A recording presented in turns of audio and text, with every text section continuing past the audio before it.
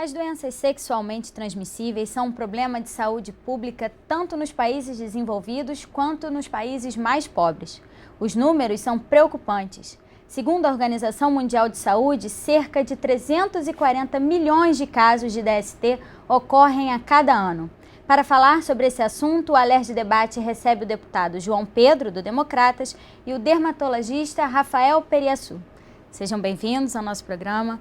Doutor Rafael, queria saber do senhor, esse número é um número muito alto, né?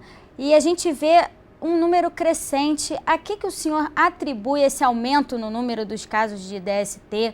Que fatores o senhor acha que contribuem para que esse número seja tão elevado? As DSTs, elas são um problema que já assola a humanidade há muito tempo, certo? Desde a antiguidade, relato dos romanos já sofriam, por exemplo, com a sífilis, né? Um problema constante na humanidade, que em mais ou menos 1940, 1950, com o advento da penicilina, esse problema começou a ser resolvido, nisso do uso do antibiótico. Depois nós tivemos os anos 60 e os anos 70, com o movimento para a liberdade sexual e o advento da pílula anticoncepcional. Então nós tivemos uma piora no número, um regresso nos casos de DST. E hoje em dia, a partir dos anos 80 principalmente, com a chegada do HIV, nós estamos tendo uma nova epidemia de DST, digamos assim, né? Uma piora do quadro. O que acontece? As pessoas não usam preservativo. Então por isso que nós temos essa quantidade enorme de doenças sexualmente transmissíveis, né? Quando surge preservativo na vida sexual do homem? Olha, já existem relatos do uso de preservativo desde a antiguidade, inclusive usando intestino de carneiro como preservativo, a membrana do intestino de carneiro. Né? O preservativo, esse que a gente conhece atualmente de látex, cursa também desde a metade do século passado, 1950, por aí, nós já tínhamos esse preservativo bem desenvolvido e disponível. Então é uma coisa que todo mundo já conhece há bastante tempo. A gente vê que, por exemplo, o Ministério da Saúde tem uma pesquisa agora recente também, do final de 2008, dizendo que mais de 95% das pessoas entrevistadas demonstraram algum conhecimento, né, a respeito do uso do preservativo como prevenção das doenças. Mas, ao mesmo tempo, menos de 50% dessas pessoas diziam que usavam preservativo, principalmente em casos de relações com parceiros não casuais, que é mais grave, né? Não é a sua relação estável, o seu casamento. Exatamente. Então, por que isso acontece? Por que as pessoas não usam o preservativo? Isso é preconceito? É achar que com ela não vai acontecer? O parceiro pede que não use? Qual é o maior motivo? Eu acho que tudo isso que você falou tem sentido. Primeiro, né, é a pessoa achar que aquilo nunca vai acontecer com ela. Isso acontece com todos nós, é uma verdade. Todo mundo acha que é imune ao problema, quando o problema está aí para todo mundo sofrer, digamos assim. A segunda coisa são as pessoas acharem que o preservativo tira o prazer sexual, né? Então eu não uso porque todo mundo já ouviu esse termo, é igual a chupar bala com o papel, não é verdade? Então é uma coisa que também é um mito, todo mundo evita usar o preservativo. Pessoas que têm relações, como você falou, mais estáveis, acham que porque estão com aquele parceiro há mais tempo não correm risco de adquirir uma DST, quando na verdade isso só deveria ser pensado depois de um exame das duas pessoas, um exame médico, né?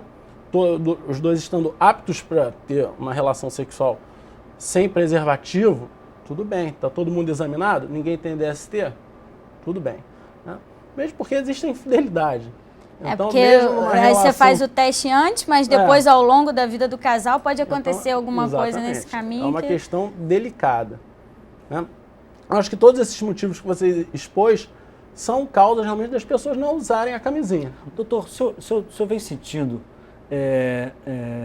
no tratamento, enfim, no contato com os seus pacientes, o senhor vem sentindo que a gente está tendo essa juventude? Você acha que ela está mais consciente, como a Natália bem colocou? Você acha que ela sabe, mesmo assim, ela corre o risco de não usar a camisinha? O senhor acha que tem essa evolução, esse conhecimento, e as pessoas, e a garotada realmente não tem o hábito, aceita o risco? É isso que acontece? Ou não? O senhor está vendo assim por parte da garotada que já entra na vida, tem vida sexual ativa, tem o conhecimento e está usando o preservativo? Qual é a sua análise da juventude hoje em dia? Olha, eu acho que a juventude, sendo muito sincero, ela é esclarecida, Tá? A maioria, como todos os estudos mostram isso, os adolescentes, as pessoas que estão iniciando a vida sexual, sabem como evitar gravidez, sabem como evitar DST.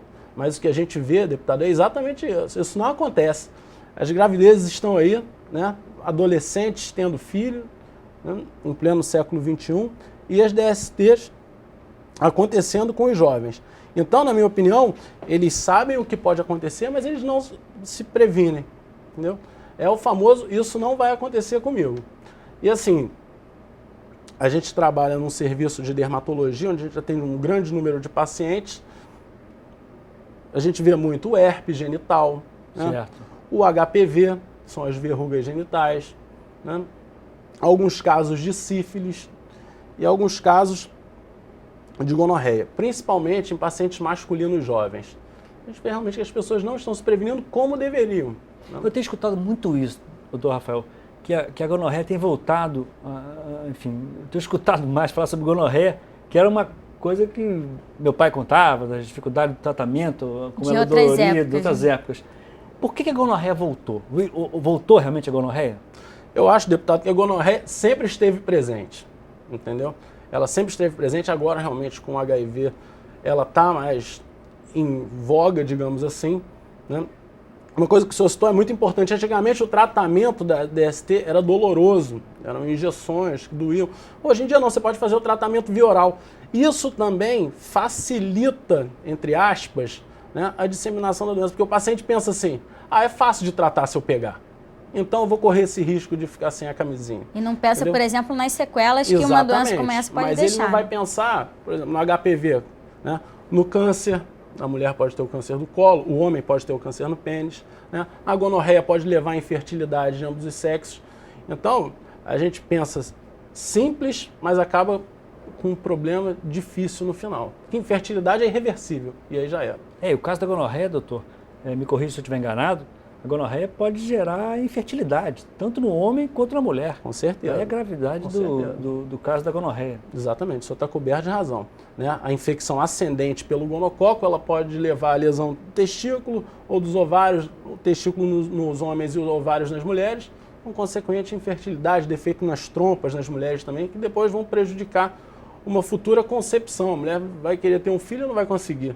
Dessas doenças que o senhor citou, as mais comuns, quais são as mais graves e quais são as com tratamento mais simples, assim, mais fácil de resolver? Olha, a gente pode dividir as DSTs entre curáveis e não curáveis. O Ministério da Saúde fez uma divisão bem interessante a esse respeito, né?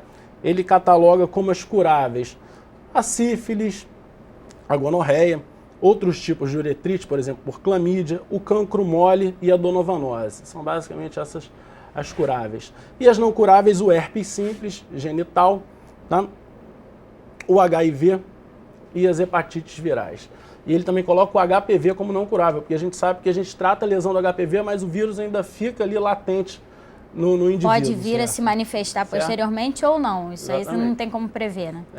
Hoje em dia eu acho que em matéria de gravidade existem duas doenças, o HIV, lógico, né?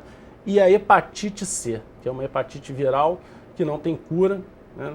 E a pessoa vai evoluir para uma insuficiência hepática ou uma cirrose, vai ter que ser candidato a transplante de fígado e eventualmente vai ao óbito, né? Vai morrer desse problema. E a mesma coisa com HIV. Hoje em dia a gente tem os remédios para HIV, lógico que eles melhoram muito a sobrevida do paciente, tá? A gente tem que tomar cuidado. E a pessoa vai conviver com esse problema o resto da vida. Bom, gente, a gente vai fazer um pequeno intervalo e volta com esse assunto no próximo bloco. A gente volta já já, não saia daí.